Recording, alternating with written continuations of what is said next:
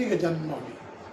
माऊली महाराज देवीदास पंत पातुरकरांच्या घरासमोरून वायुवेगाने निघून गेले. बंकटला त्यांना शोधत राहिला. त्याचं कशातच मन लागेना.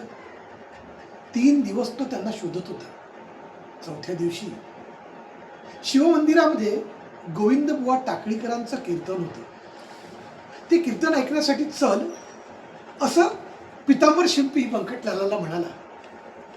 त्या दिवशी बंकटलालाला परत एकदा गजानन महाराज भेटले.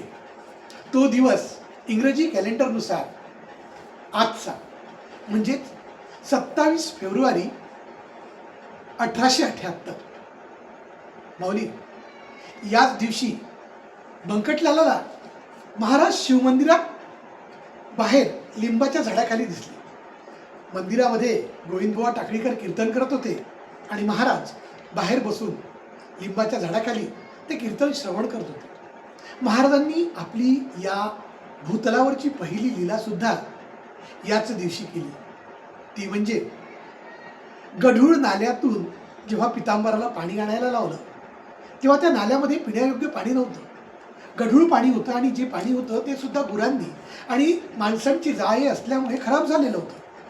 पण महाराजांनी तुंबा बुडवायला सांगितला आणि त्या गढूळ नाल्यातून पाणी नसताना सुद्धा स्फटिका समान सुंदर स्वच्छ पाणी आलं. ही या भूतलावरची पहिली लीला गजानन महाराजांनी 27 फेब्रुवारी 1878 रोजीच केली. महाराजांचा आवडता प्रसाद झुणका भाकर.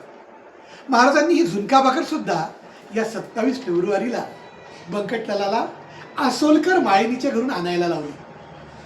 असा हा गजानन महाराजांचा महिमा. मी अशाच तुम्हाला या महाराजांच्या कथा सांगत राहील आणि तुम्ही अशाच या महाराजांच्या कथा ऐकत राहा. तर पाहत राहा, ऐकत राहा गजानन चरित्र कथा. जय श्री गजानन.